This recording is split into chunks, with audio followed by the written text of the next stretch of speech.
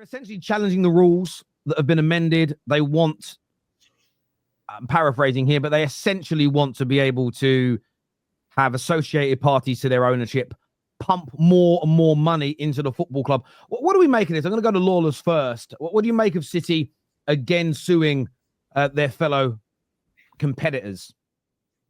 Yeah, I mean, it seems to be that they're really trying to, to threaten and to sort of intimidate slightly the other clubs is to sort of strong arm in terms, because I don't think they have necessarily a case to sue the other clubs for voting on, not having the third party, the associated party sponsorships. I don't think they have a case to actually sue us, but I think they're trying to maybe intimidate some of us into changing our voting to sway, pull us round to their side of things. That seems to be what it's is to me. Now, they have got a little bit of a case. Reading the article, they had a tribunal did rule that it was unlawful and illegal to put this ruling in to block the associated sponsorships. So they've got some sort of case there, but I don't think they have a case to sue us for voting on a rule. They can, complain about the rule. They can get the rule changed, push the rule, whatever. But that seems a bit mad to me, and that seems to be of their way. Like I said, intimidation tactics, and I don't know how I feel about this rule, because it does stop people obviously having their owners have these companies that they own and just go, right, we're going to spend. I do think the rule should be there. And if you want to pump the money in, you should do it. I hate all these little sideways, because not all of us are going to have that. Not all of us are going to have that option to have this mega money sponsor through our owners. Like David Sullivan, you're going to sponsor us through the Daily Star or whatever it is, that crappy. I mean, like, so yeah, it just seems to be Man United are just doing everything that Man City, are doing everything they can to try and get their way. And it's probably they're super lawyers, and they're delaying and stalling, and I don't think we're going to get sued. That's that, to boil it down to. I don't think the suing is going to happen. I understand. I mean, look, there is going to be the legal action is in place. They are taking the Premier League back to court, which is essentially everybody voting against them. Aston Villa, Nottingham Forest, and Newcastle are siding with Manchester City. I want to ask you, Lawless, about this. Is this about, in your opinion, about 4 clubs having owners with massive ambition versus 16 clubs who lack ambition? That is how many people online are sort of framing this situation. Yeah, actually, you know what? I think it's clubs that have the overwhelming resources more than anyone else, that know that they can pump the money in and with no consequences. They've got no other sort of interests and things like that. Say, for example, the Cronkies, who own other sports franchises, even though they're mega rich, that it's not just Arsenal that they're looking after.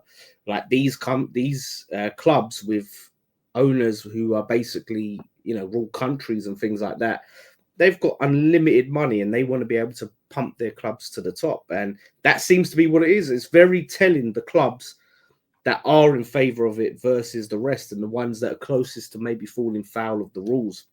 Whereas the majority of the rest of us, we know the means that we're going to have to work in. Like West Ham, David Sullivan knows that he's never really going to be able to take advantage and compete in a environment where these rules are not in place. And I think that's the same for most clubs. We're just not going to be able to compete if they get rid of these rules, because we're never going to be able to pump the money in that they will, the wages that they'll be able to offer, the transfer fees, all of that. Who can compete if they remove these restrictions? So I think that is a large part of it. And the ambition thing makes it sound like, oh, we're just not ambitious. I think it is means more than that. Do you know what I mean? I think we'd all have ambition. We all want to win the league. I agree. I agree. Listen, there will be some owners, and this is where I think it takes a grown-up conversation.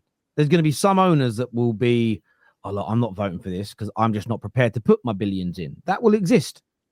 There'll be others. I mean, the owner of Brentford, the owner of Brighton, they could be as ambitious as they want.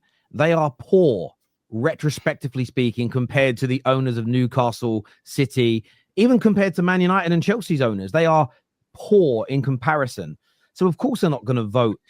Of course they're not going to vote for the rules to allow not unlimited spending. But I get the feeling that if Newcastle's owners were honest, if City's owners were honest, they would love to be able to sponsor the grass £500 million a year, as an example.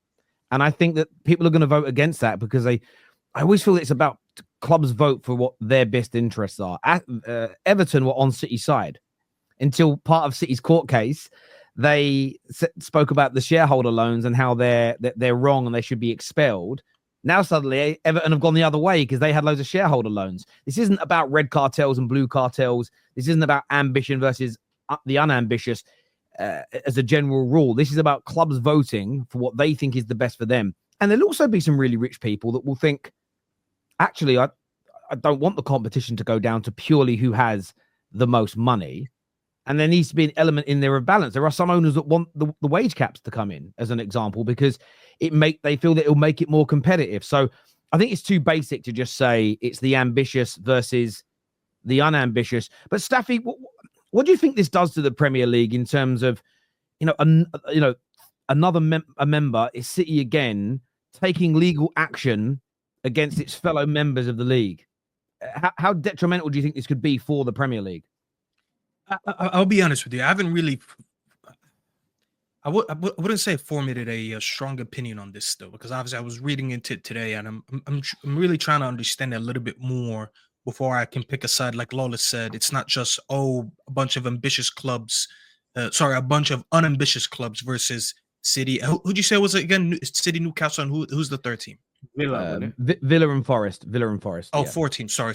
Yeah. So when I'm looking at it like that, I haven't really made a strong opinion on it yet. I'm more trying to understand from the side of, first of all, how do City find it unlawful? And secondly, from my understanding, it's more about sponsorships and how much you're allowed to bring in from sponsorships. I'm trying to actually understand both sides and look at it City's side and say, why should there be basically a cap on how much I can bring in from sponsorships if obviously the sponsorships do make sense? Like, obviously, listen, we've spoken about this before. I don't have to explain that. Yeah, when you do bring in the sponsorship and say, hey, listen, by the way, Adidas, as an example, wants to pay me $100 million a year, obviously it has to be valid. I don't It think can't the be issue some is how dodgy much, sponsorships. I don't think the issue is how much. The issue in this whole thing is basically the premise saying there's a conflict of interest, because if you own a company, that company shouldn't be allowed to sponsor that club, is what they're saying. That's basically what it is. So I don't think it's how much. They're saying there's a conflict of interest. Yeah, I think there's an element of truth to that. I think it's also around some of the accusations are these sponsors even real companies? Exactly. There are some of these companies out there that are sponsoring some Premier League clubs, some European clubs. They don't have any staff. They don't have offices. They don't provide products. Some of them don't even have websites yet. And by the way, that isn't just by the way, Manchester City. There are some of the betting companies that Palace and so forth couple with in the summer. There's still a lot of speculation. I mean, no one. These companies aren't anywhere. You don't see their product anywhere, but yet they're sponsoring Premier League teams. And there is so that a lot of it comes down to that. Like, there has to be rules about where the money's coming from, who it's coming from. What is it associated with that needs to be there? The problem is as well, I get your point, Staffy, but you have to control how much money comes into football as well, because if you allow too much money to come in, it's the same as quantitative easing in the general economy. You make everything more expensive, and eventually you create a big problem for yourself, because it creates too much scarcity. So there has to be some controls here, I think. But let's go to some of the comments here that have come in. It's interesting ones. First one here says, another day, another case. City have launched a new arbitration against the Premier League over the amended associated party rules, arguing they are unlawful and void. Yes, and the Premier League have essentially said that we've changed because basically what happened in the arbitration is there was 3 points out of the 20 they were sued for or taken to court for. They lost those 3. The Premier League have now amended those 3 things to make them lawful and kept the other 17 in place. So they're now saying, well, it can't be unlawful. So it's going to be an interesting one. Eric here says City presumably argue that some rival teams escaped respective scrutiny over shareholder loans, but the shareholder loan rule has been now amended. So that's all gone. So I don't know if they can argue that anymore, Ed, because I think they've turned that round and changed it somewhat. But yeah, look, what I'm intrigued about in this is the question I would be the one question I would ask of City fans, and if the City fans watching, please let us know in the comment section. If all your current sponsors are real, legitimate, and above board, and you've become a team that's turning over as much as Real Madrid within a decade, which is a phenomenal achievement. So let's just live in the world that's all above board and honest. I don't understand the problem with the rules, and I'm a little lost. If you've gone from a club turning over a couple of $100 million a year to having the biggest turnover in the world inside a decade, and it's all through legitimate means, and it's not breaking any of the ATP rules, I'd love to understand, again, just to educate us as the audience. Spot on.